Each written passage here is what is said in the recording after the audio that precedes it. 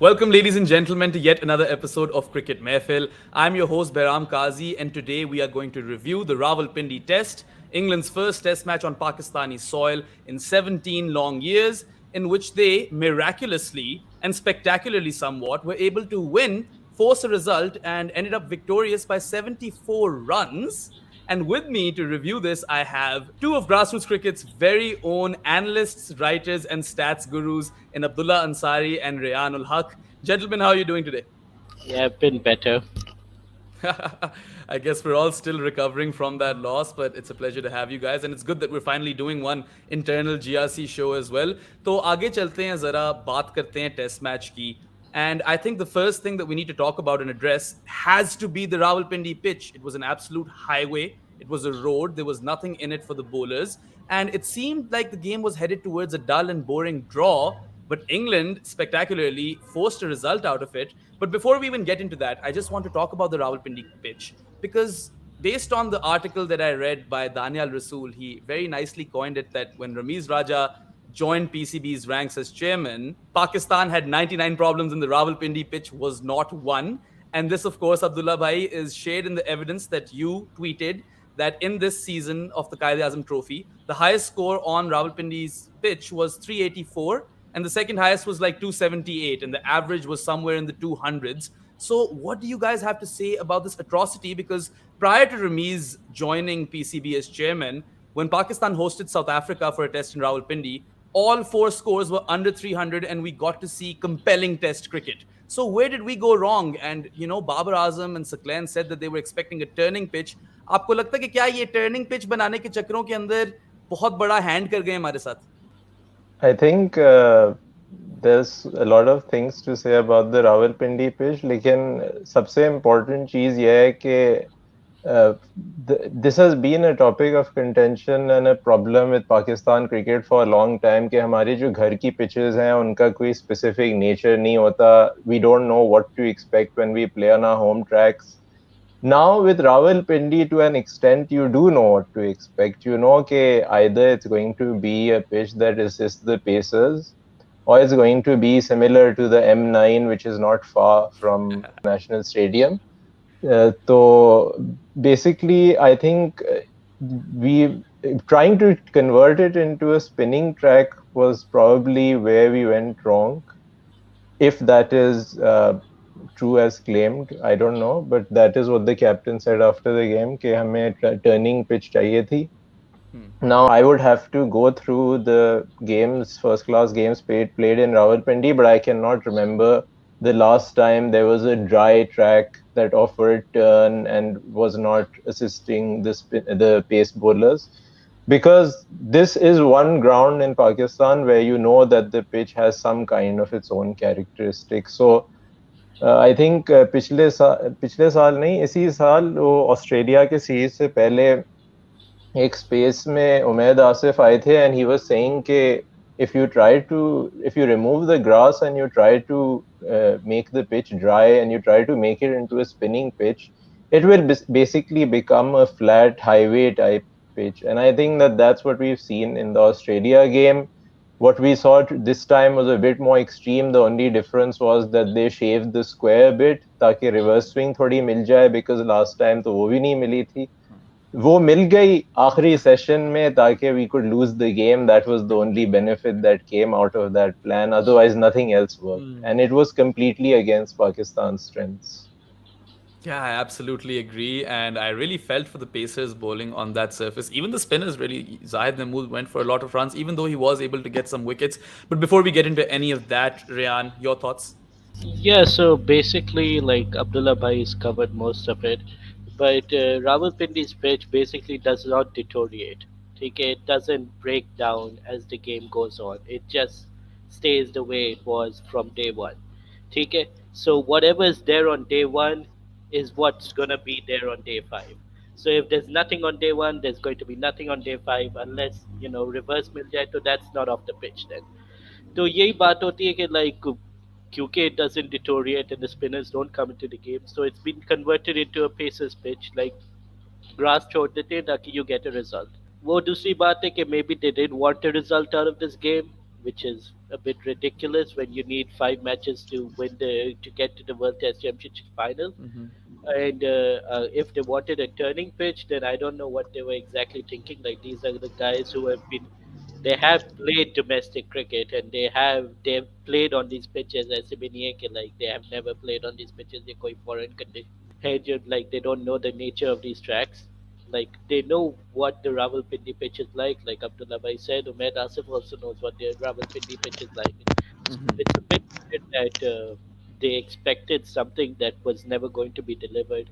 Yeah, it was an absolute blunder, and Ramiz Raja himself called it an embarrassing pitch. And we really do hope for better surfaces in the future, especially in Pindi, because Pindi is already on one demerit point, and 5 demerit points in 5 years will result in a 12-month suspension of all international cricket. And no one wants that because Pindi has one of the best crowds in Pakistan. It's such a sporting crowd, and regardless of the format, regardless of the game situation, they always turn up. It's always a packed house.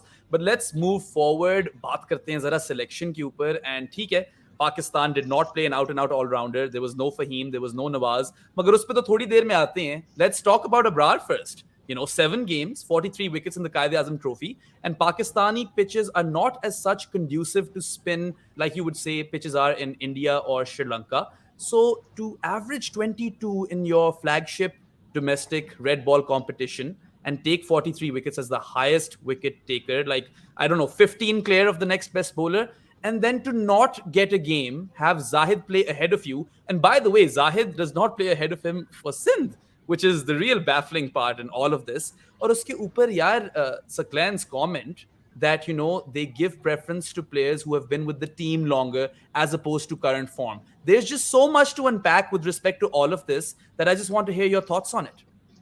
Yeah, I think the important thing in this case is that Abrar has 43 wickets, but something really curious about that is कि उसके 40 wicket तो पिंडी stadium में थे eight an average of 17. उसके बाकी 3 जो थे वो यहाँ कराची की हाईवे पे थे जहाँ उन्होंने बिल्कुल एक घटिया सी पिच बना दी जिसपे he got like 3 for 250 or something.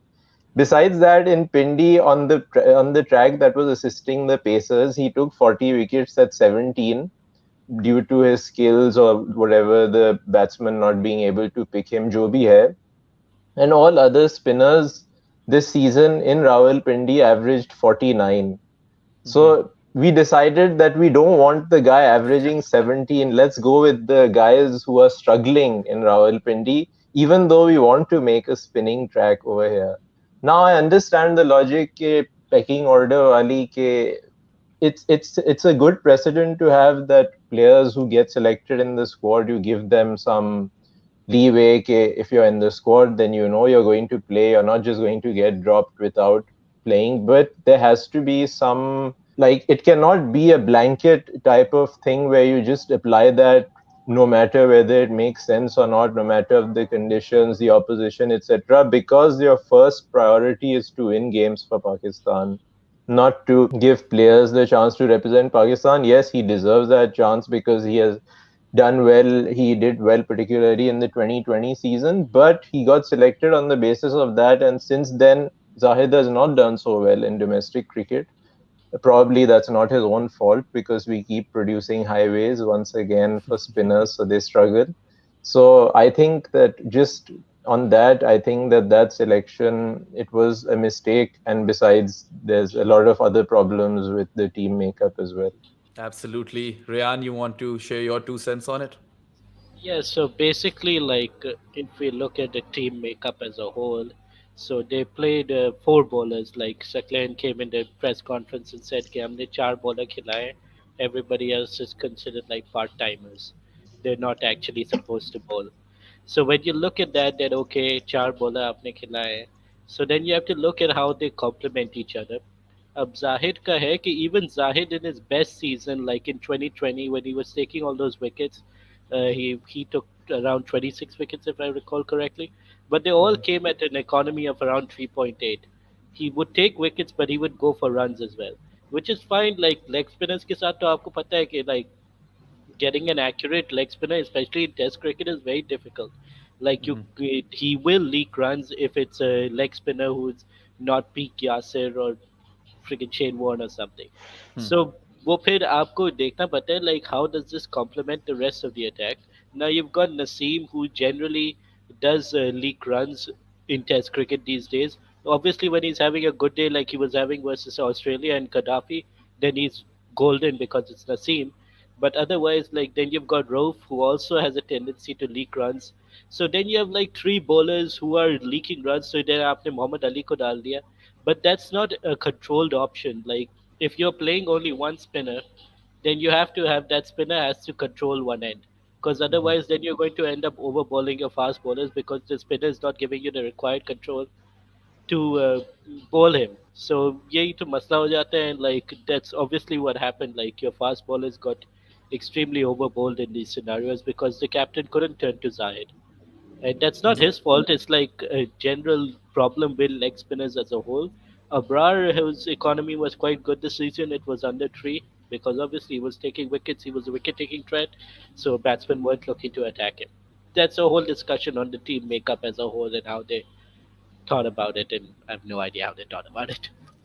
So let's go a bit deeper with respect to this. They were hoping for a spinning track and then they went on to pick three paces. When they picked three paces, I thought it's going to be a pacey wicket. It's going to be conducive towards pace bowling. And then they handed Muhammad Ali his debut, which to his, credit, he had earned in a way because he was your top performing seamer across 2 seasons of the Qaid-e-Azam trophy. And he was known to bowl long spells and bowl with the same sort of ferocity even late into the day. So that was the rationale that was presented to us with respect to his selection.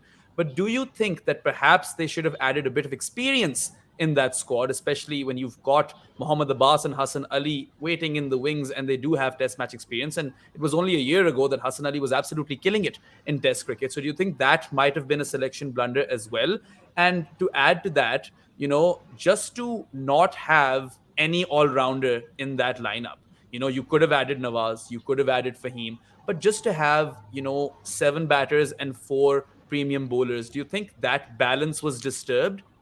I think the test team's makeup since the Australia series has been a bit off constantly. Like we keep jumping from one thing to another. First, we tried in the first test against them, we played Iftikhar because we wanted a spinner, an off spin option. In the second test, I think we brought back Fahim because he had regained fitness. And then in the third test, we went the completely opposite way. I think that was the game in which we played five bowlers, right? And Yeah. we had, for the first time, I think I checked and I could not find another example of a match where Pakistan had played five full-time bowlers besides one test match against Zimbabwe last year. So that game, we basically had a tail starting at 7. And now we're against Sri Lanka, we upset our whole batting lineup and we put Babar at 3. We put Rizwan up one spot in the first test. We put him up another spot in the second test. Even when playing on a turning track is not necessarily his strength. And then now over here, I was thinking that they're going to maybe revert back to normalcy, but no, we decided let's try something newer. Let's go with four full-time bowlers, none of whom can bat. Naseem coming in at 8, and then you have Agha Salman at 7, and his bowling is not particularly suitable.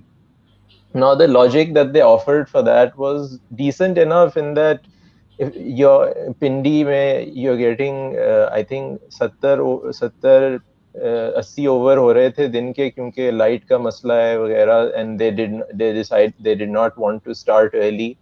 That again goes back to whether they actually wanted a result out of this game, because if they wanted to वहाँ मेरे ख्याल में कुछ Fock का as such मसला नहीं है जैसे मुल्तान में होने वाला है.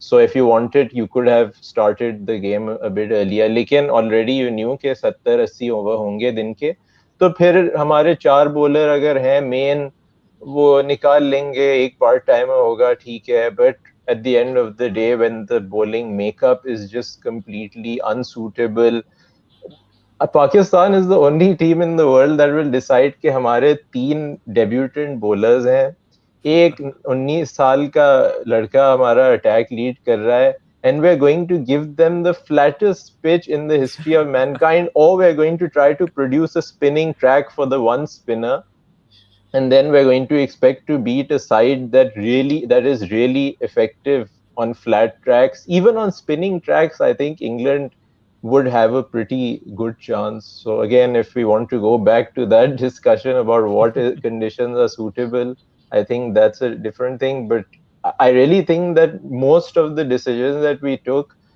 they were almost like self sabotage in my view. Hi, I happen to agree over there. It's like shooting oneself in your own foot. Rayan, you'd like to add to that? Yeah, so basically, Fahim, before he was dropped, was averaging around 36, 37 since his comeback. That's like at number seven. Okay, so that's the levels on par with like Jadeja, who's the best Hmm. number seven in the world. At that point, he's just playing purely because of his batting. His bowling doesn't even come into the picture. Like he's producing the results you would expect of a top order batsman. So I don't really know what they were thinking. They obviously it's down to their lack of trust in the bowling attack to take 20 wickets, and he suffered because of that for some reason. Then you have to also look at how frazzled the whole decision making process is. Aga Salman was picked in the Sri Lanka series by the chief selector Mohammad Wasim. And he was purely picked as an option that, okay, you don't want to play for him in Sri Lanka because it's going to spin there. He's not that great of a batter versus spin.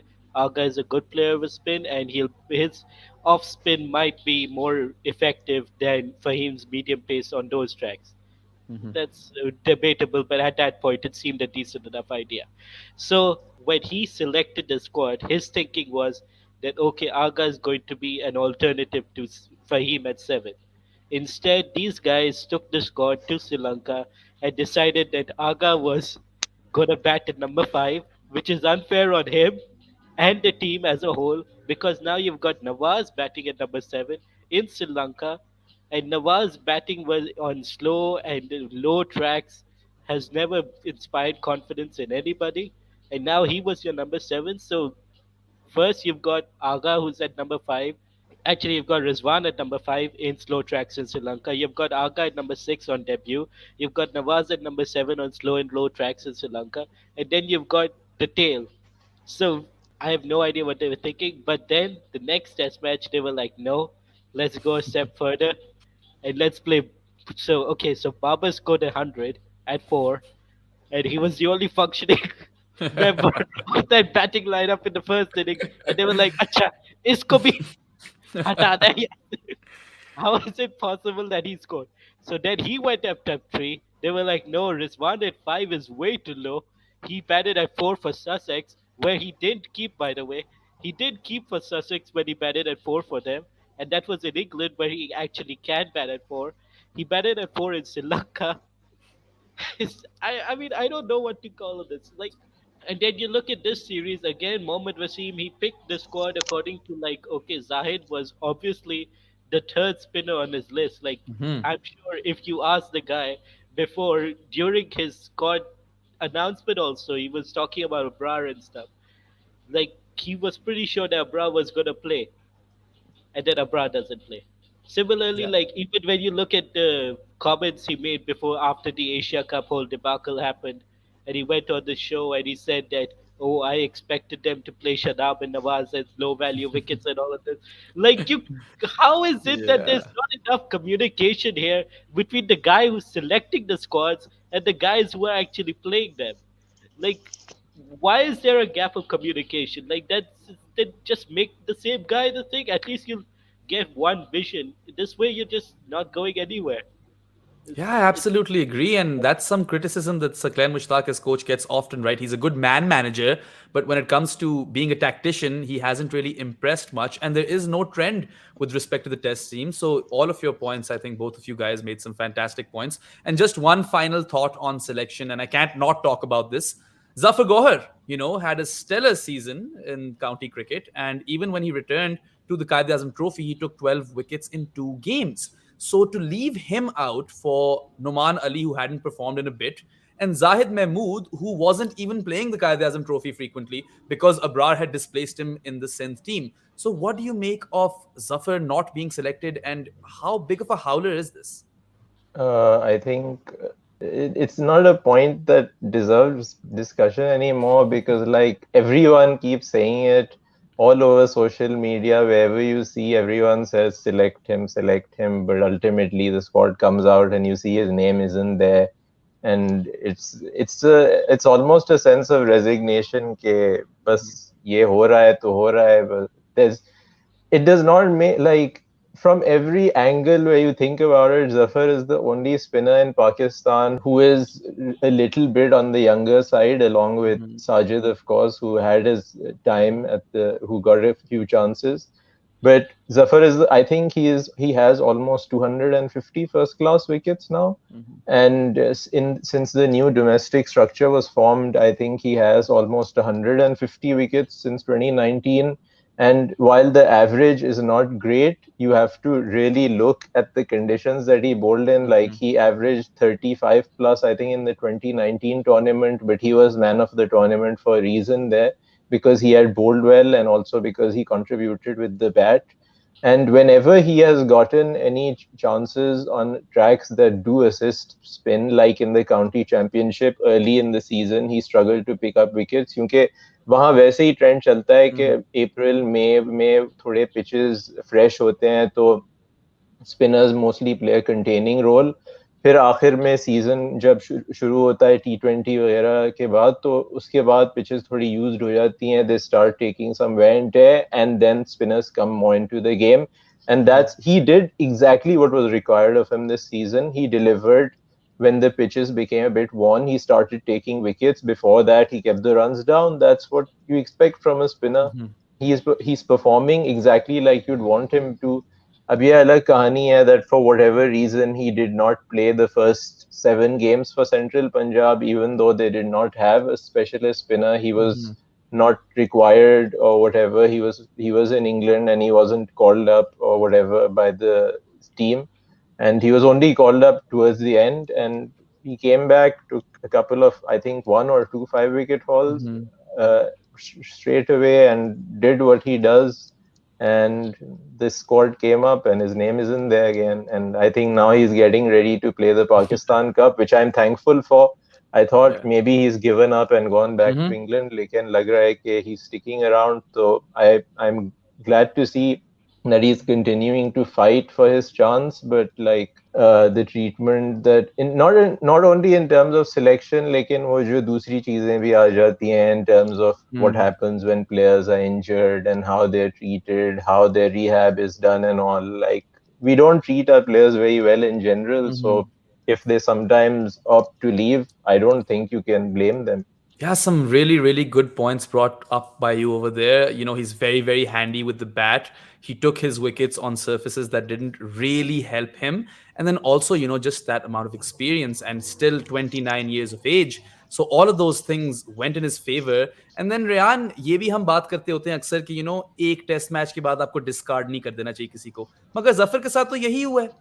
That one test match in New Zealand where he really shouldn't have played, उसके साथ भी वो थोड़ी ज्यादती थी. After that you've just discarded him, and it's quite heartbreaking. And Gloucester will be the beneficiary in all of this ultimately because they've signed him up for 2 years. So would you like to just touch on this a bit? Yeah, so I think statistically, that ground where he made his debut in New Zealand, it might be the worst ground for spinners in the world. So they really threw him to the dogs there. Wabi, like, I don't think so. They plan to play Zafar. Mhm. Shadab was definitely the plan to play. Once if Yasser didn't do well, they were gonna play Shadab. Like, and Shadab got injured on that tour, so they wanted a spinner who could bat, and Zafar was over there, so they took him. But like, yeah, man, like, look, conventional spinners in general, left arm spinners or off spinners, leg spinners की तो दूसरी कहानी होती है, but left arm spinners and leg spinners, they take time to learn their art. It takes around like Graham Swan's. There's a quote of his like, "You need 10,000 balls to be bowled before you can call yourself professional balls to be Mhm. bowled before you can call yourself a specialist spinner." Because उससे पहले like you haven't learned the amount, like being a spinner is very difficult, Mhm. and you need that control and you need that ability to take wickets basically. And Zafar is now approaching that age where he's bowled enough first class balls to know how to take those wickets and still control. Like even the times when he's gone for runs in domestic cricket, like average Shoaib high, his economy is still not that bad because he still knows how to control the batsman. So वही बात है, like Pakistan have an option of Fahim at 7 who provides that medium pace option and averages 35 with the bat, and they have the option of Zafar who will bowl left arm spin, which is the most rapidly occurring spin in Test cricket. That's the most effective kind of spin. Like everybody mostly struggles versus left arm spin, who can then average around 20 odd with the bat in Test cricket. So there you have a pace bowling all rounder and someone who can bat at 8 and can bowl what is required of him and still average 20 odd with the bat, and then you can have your tail. That's what you want from your Test lineup, your 7 and 8. But Pakistan just don't want that apparently. They just said that now we'll take, I don't know what, Yeah, Nawazim or well, something. you can see, viewers, all three of us are left scratching our heads based on Pakistan's selection trends, and none of us can make any sense of it. But we'll move on. बहुत होगी selection पे बात, जरा चलते हैं buzzword पे. Approach, intent, captaincy. Let's talk about all of that fun stuff. So on one hand, you have BazBall. They've played 8 tests thus far under this new regime of Ben Stokes as captain, Brendan McCullum as coach, and they've won 7 of those tests. Only that one loss, which came against South Africa. And on the other hand, you have QudratBall, which is spearheaded by Saqlain Mushtaq and Babar Azam. Now, I am not as critical of Babar, the captain, as some of the other people on Twitter or social media are. But then when you look at Ben Stokes and the attacking fields that he had throughout the test match, I mean, that South Shakil wicket in the second innings at short cover where he plopped one to short cover, that was entirely Ben Stokes' wicket, it was all captaincy. And, apart from the attacking fields, it's just about the mindset. Now, England in the first innings went a bit north of 6 and over and got to like 657 in 101 overs, which is mind blowing. And then in the second innings, they didn't have a lot of time and they came and batted at a run rate of 7 per over and then set a target of 343 for Pakistan in an attempt to dangle the carrot, in Ben Stokes' own words, for Pakistan to take the bait and go for victory, which also was the right thing to do. And then in those 4 sessions, they were able to bowl Pakistan out to record a memorable victory, one that Jimmy Anderson has said might be one of the best ones in his entire career. And, they just wanted to really force a result. They weren't really afraid of losing. And they're sort of revolutionizing Test cricket as is. Now, of course, we're yet to see how BazBall plays out on, let's say, the surfaces of India or Sri Lanka, where the ball turns a bit more. But so far, so good. And they really have taken the cricket world by storm. And, in contradiction to that, sure, Pakistan, in this game, they were going at like 3.5, 3.7 in their first innings, which is, an improvement from what they were going at earlier in this cycle of the World Test Championship. It was more around 2.5. So I will give them credit for that. But it was in stark contrast to the way Ben Stokes and team were playing. And then again, just in terms of captaincy, at times you feel that Babar is being a bit timid. And, it's just something that he needs to pick up on quickly. And Pakistan need to decide that do they want to stay with the curve or close to the curve, or do they want to fall completely behind? So let's hear your thoughts on captaincy of both Ben Stokes and Babar Azam and the approach, BazBall versus QudratBall. Yeah, I think we could almost do a separate podcast on this because it's a very intensive topic and one that there's a lot to be said about it. I saw a thread on Twitter. I forget the username who had written it, but basically it was summarizing I don't like the buzzword BazBall, and I don't think that the England players like it themselves, but it's become like a prominent thing now, so we just have to go with it. So he deconstructed BazBall a bit, and obviously England, they have to sell their product, so they're going to sell it as being something revolutionary and something that is going to change Test cricket. But I think he had the user on Twitter, he had kind of made some good points, I felt, in that before England started, before Ben Stokes came and Brendan McCullum came and they adopted this approach, they were really struggling in Test cricket. And they were not only struggling, but their performances and their output was really like for a nation of England, like an England which with their test history and everything, and it was really unacceptable. So they had to do something to turn that around. So in a way, this was something that provided them an escape from that, and Mhm. at the same time, it allowed them to access their resources that they have, because the change in their cricket जो भी हमने देखी है 2015 से लेकर अभी तक, जिसकी वजह से अब वो वाइट बॉल में दोनों फॉर्मेट्स में वर्ल्ड चैंपियंस हैं, Mhm. ऑब्वियसली उनकी रिसोर्सेज काफी बदल गई हैं. In test cricket perhaps they do not have the resources to play traditional type test cricket. They do not have Marnus Labuschagne and Steve Smith and those type of batsmen in the middle order. They only have one in Joe Root, and in the bowling, they do not have a pace attack like with Cummins, Hazelwood, Mhm. and Stark that they can rely on against teams in many conditions to get them results. So they found their own way of getting themselves results, and that is something that definitely needs to be respected. And beyond everything, I think that what I find most impressive from their approach is more so the way they go about it in the field, not so much with the bat.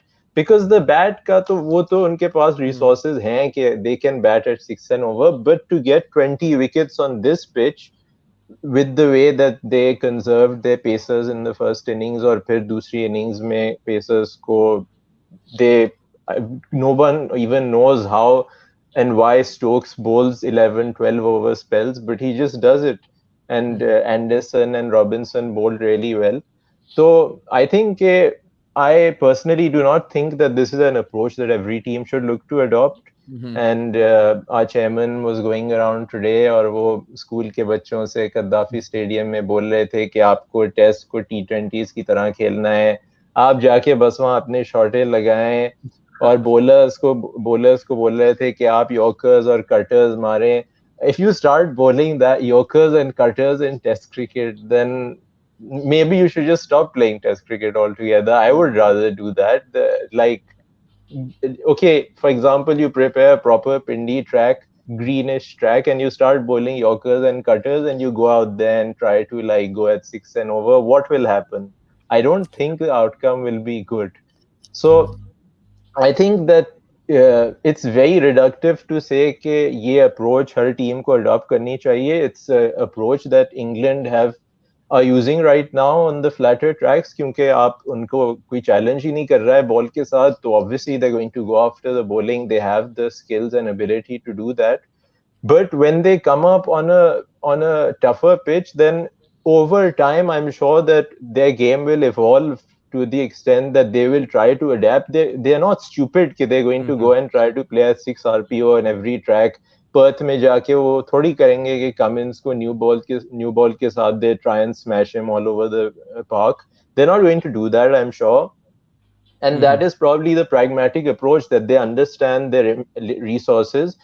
What they tried before wasn't working, so they're trying this now, where they get in a more attacking approach, and then according to the conditions they can adapt it slightly. And if they lose, the most important thing is that they have accepted ke, at least for the media, they say okay, we do not mind if we lose. We'll see if that is Mhm. applies still when they go to Australia for the Ashes. But besides that, like, the declaration clearly showed that they were Mhm. willing to risk a loss. So that is something. And Pakistan, in terms of Pakistan's approach, like, I think I'll let Ryan have his go at BazBall before we go to Pakistan's approach. Lekin, to just summarize, I think the problem with Pakistan's approach is not so much the batting or anything like that. Like, I don't like the way the chairman is going and talking about the batting approach, because Pakistan अगर इस pitch पे 6 run per over भी कर लेता, England had enough time in their second innings to Mhm. be able to play in a different way, to be able to set up a different sort of total. At the end of the day, England ने कितने wickets give up किए हैं, and despite all that, they were basically like at the end just slogging, looking for quick runs, and you still took 17 wickets total. Mhm. Pakistan has never won a test match where they took less than 18 wickets. If they had chased this down, this would have been the first time that they have won Mhm. a test match where they've taken only 17 wickets.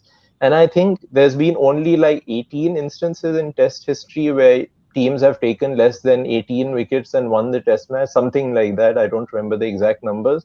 So I think our focus needs to be more on how we can take 20 wickets, how we can produce pitches that where our bowlers can take 20 wickets rather than trying to do something that our batsmen are not capable of. And Ramiz himself said it, it's not something that will happen overnight. Hmm. I think we've lost Abdullah Bhai over here, but I'll go on to ask the same question to Rayan. And I guess, Rayan, one would have to say that, with the Pindi pitch under the scanner for being as placid as it was, it took a special effort from England to force a result out of that game. And, especially the way they declared, which initially looked rather a premature declaration, but ultimately we're calling it brave and courageous, which it was. And that is really a breath of fresh air. So I just want to know all of your thoughts on BazBall and the approach. Yeah, BazBall is an approach that England have come up with to maximize their resources. Their resources are currently batsmen who can play at a faster rate at a relatively risk-free approach on flatter wickets. So they've decided to maximize that. If England batted 100 overs the normal way that they do, they would have still probably got all out, but they've got all out for 350 or so, and Hmm. then Pakistan would have had a lead.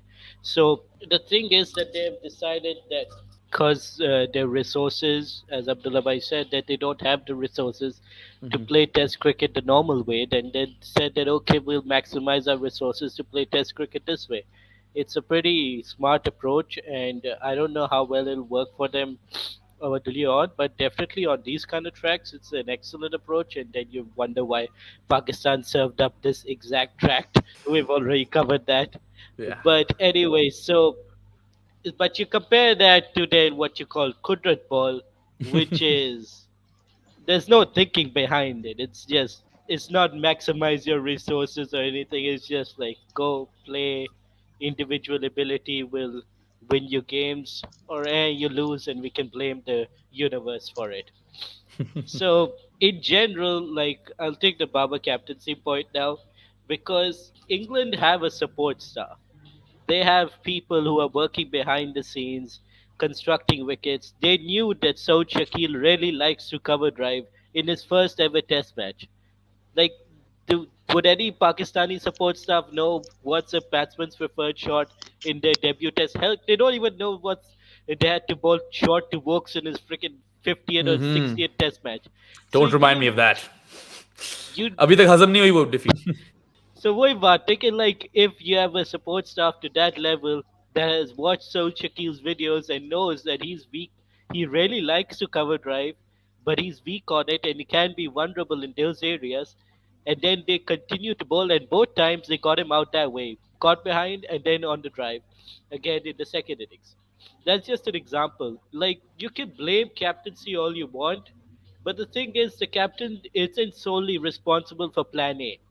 The Hmm. captain is responsible for okay when things go bad, then you go okay. The captain adapted to plan B, C, and D, and even that in Test cricket you can apply plan B to the management as well because they are seeing the game unfold in front of them, and cricket isn't fast paced.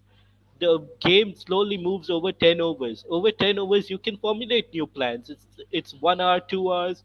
Heck, you have whole days to formulate new plans if you are looking to formulate new plans or formulate plans in general. Like, what was Pakistan's plan A in general? It was just set the same field that we always set in every test match and then gradually decrease the slip fielders as boundaries are hit. That's Pakistan's plan for all of our test bowlers. Like एक दो दफा चलो silly point लगा दिया short leg लगा दिया, but don't have specific plans for each batsman.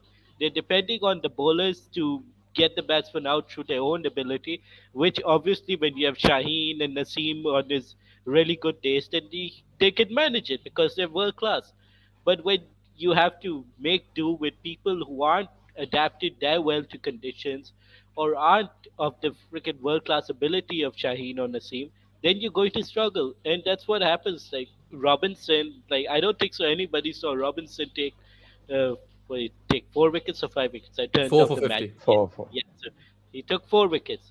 So that's purely down to the fields that were set in his restrictive bowling. He had a plan that he knew that he had to bowl in that channel and not move from there, and then get the ball to reverse into him. And And sorry then, to cut you off over there, Ryan, but they yep, strangled three of our batters, yep, down towards leg slip and the keeper. And, that yep, rarely ever happens in Test cricket. And we saw it thrice in the same innings. yep. Because the ball was coming in, and that's another thing. Like when the ball was slightly reversing in our innings, the first thing we did was start trying to bowl wide because we wanted to get them to nick to slip. Why, when it's reversing, you go for the stumps? Like, I don't know, man. Like, Yeah, yeah, it's quite a brutally honest assessment of Pakistan's approach over there from both Rayan and Abdullah Bhai. And just viewers, I want you to know how lucky you are. All of those stats and nuggets of information that Abdullah Bhai has given to you over here. I don't think you're going to find that in any other show. And that's what makes grassroots cricket amazing. So, enough of tooting our own horn. I want to move on to one final question about the approach. And this is just coming straight from the heart, guys. Pakistan is, reliant on cricket as the only sport that the public gets to enjoy. We don't really have other sports functioning in this country at the same level.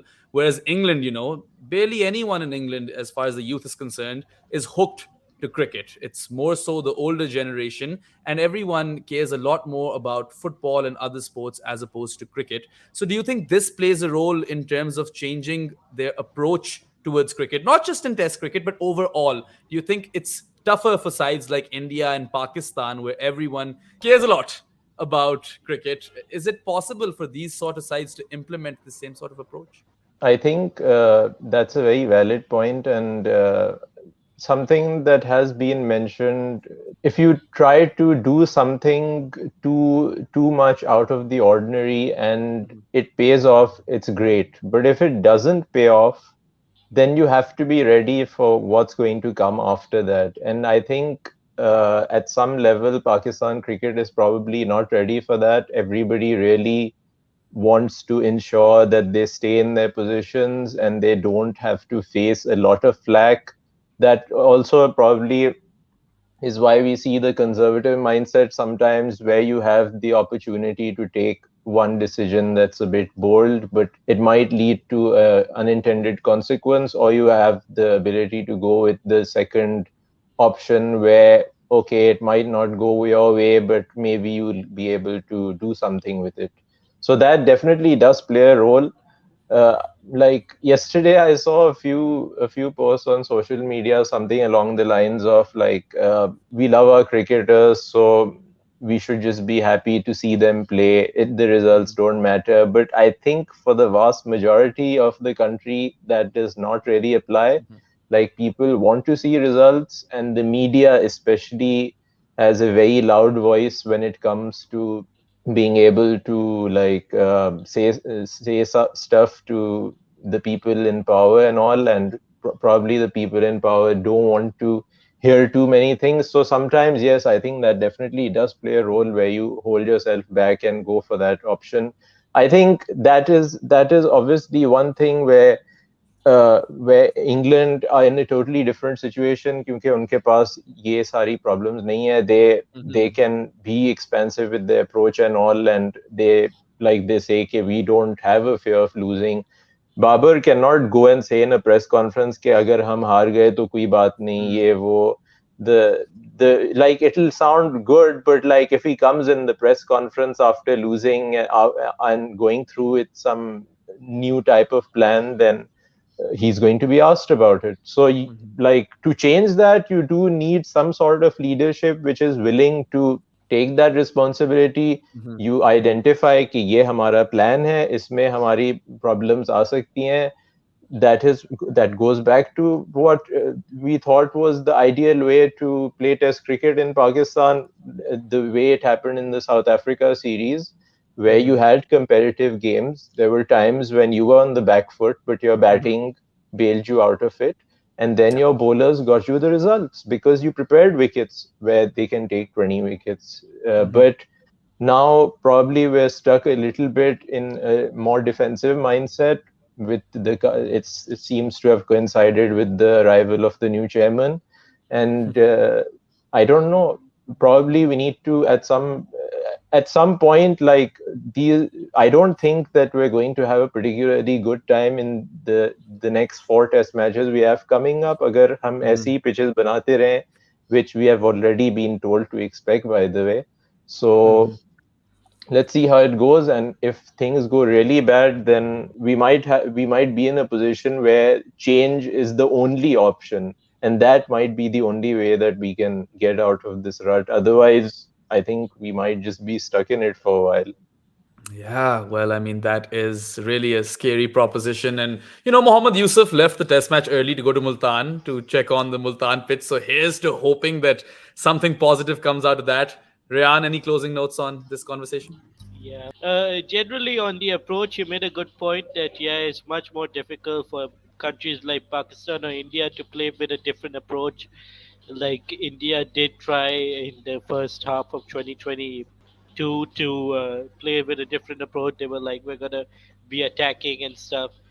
But eventually, when it came down to it in the T20 World Cup, they went back to what they usually do because it's just a safer way to play. It may be not the better way to play, but it's a safer way that you can say that, okay, we tried our best and it's what we did. But that all that aside, we're not like asking the Pakistan team to play like BazBall or like anything in general. We're asking them to play normal test cricket, man. Like just play the fast bowler who is averaging 35 with a bat, pay the spinner who's 30 years old and has enough first class balls bowled, play the spinners who's averaging 20 with the ball in the first class season. Like these aren't out of the box takes that like you need a strong man to do or something like that.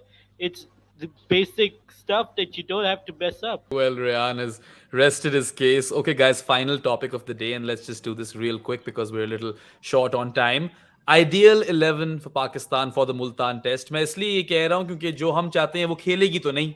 So let's just not even go over there that what 11 is going to play. Let's just talk about the 11 that we would like to see play. And I'll start off. I'd not change the opening pair. Imam and Abdullah can open. I think Azhar Ali deserves another test based on his domestic form this season.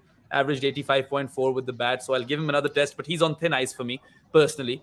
And then, of course, Babar at 4, Rizwan, or actually Saud at 5, Rizwan at 6. I would play both Fahim and Nawaz. And, since Haris is injured and he's not going to feature in the series anymore, I'd bring in one of Abbas or Hassan Ali into the lineup. Maybe Hassan because he's a bit better with the older ball, and Abbas is limited to the new ball. And then of course I'd have Naseem Shah and Abrar. Now I know that's an unpopular opinion at this point, my entire squad, but I'll just let you guys take over and share your thoughts on who should play.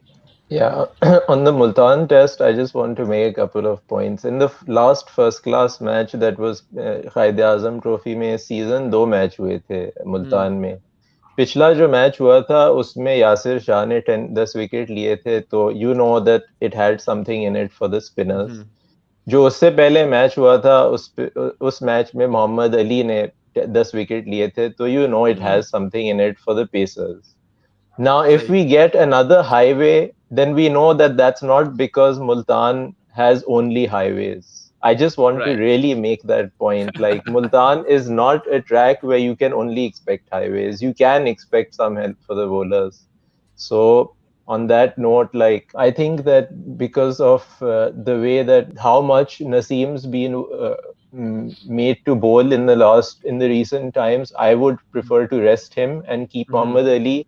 Especially because, like, if you check Muhammad Ali's first class record, then his record is at Multan, where he averages, I think, 10, and he took a 10 wicket haul this season. Pichle season, I think, kuch 5 wicket haul liye the, shayad, I don't remember exactly, but he's done really well there. So I think that, like, keeping that view in mind, which we don't tend to do, that you need to preserve your bowlers. 5 test matches khelne hai, ye 2 test match nahi khelne hai. इसके बाद भी 3 और हैं, but we will go with Naseem until he has the same Naseem fate. Yeah, we're probably going to do that. So I would prefer to keep Muhammad Ali in and let Naseem rest for this game. And I don't know who they want to play. It seems like Fahim might play, but I'm not sure at whose expense. Like, it would probably be harsh on Agha Salman, but Like you have to really see what kind of makeup you want to go with your team. Like abhi aapne South ko 5 pe khila diya. Do you want to put South up to 3 and consider dropping Azhar when he has those 100 tests in his sight? Like if you were to think pragmatically, then he has not really impressed and he struggled quite a bit in his outing in the first test. So some tough decisions to be made. I don't personally want to like announce an 11 because I think that that's pointless. But I just hope that Abrar plays. Yeah. I hope that Mohammad Ali plays, and the rumors are that Hassan is coming back into the squad. I'm not sure if he's going to be in the squad for this test, but if he is, then maybe he can play, or if the pitch is going to be like if they're making it into a highway and you expect reverse swing, then you can even play Wasim Jr. But just play with like some kind of plan, have something in mind. Don't just go there. Like I don't like QudratBall, honestly. Over to Ryan. All right, Ryan, let's have your thoughts. Yeah, I don't like QudratBall. It's a pretty good place to end, but I like same points. Like just play a Brower man. Like what's the worst that could happen? And play for him because he'll be fine. And play. I don't know. Like Muhammad Ali should play, but just because like I don't. On Azhar, I'll reserve my comments. I can't say anything to the guy. So It's always a tough one with Azhar Ali because he has given a lot of service to Pakistan. But anyone who has been watching Pakistan cricket for the last decade can probably attest to the fact that after that double in Melbourne, we have not seen the best of Azhar Ali. The innings have come, but they're few and far between. It hasn't come with the same sort of consistency, which is why I guess he comes under the scanner as often as he does. But his experience is invaluable. He's a good team player. And, he can always surprise people. And there's always another test done waiting in the wings for Azhar. But I think that concludes it. We have the ideal 11s for all. Well, not they haven't really given an 11, but viewers, you can let us know your 11s in the comments section below. We love to see them. And yeah, that's a wrap on this episode. Thank you guys for coming, and it was an absolute pleasure. Thanks. All right, perfect then. Okay, guys, if you liked this episode, if you enjoyed it, like it, share it, subscribe to our YouTube channel, and follow us across all social media platforms. We at Grassroots Cricket are trying to evolve the landscape of cricket coverage in Pakistan, and we're trying to go away from sensationalism and turn the focus back towards the cricket. Of course, you'll know that because we come up with all of our fun stats and graphics and all of those things for you to follow. So please do support us in our cause, and we'll be joining you soon enough. I'm going to Multan to cover the second test as well, so expect lots of content coming out of that. But that's all for today. Thank you so much, and you guys have a good one. Goodbye from us at GRC. Shot और catch out हो गए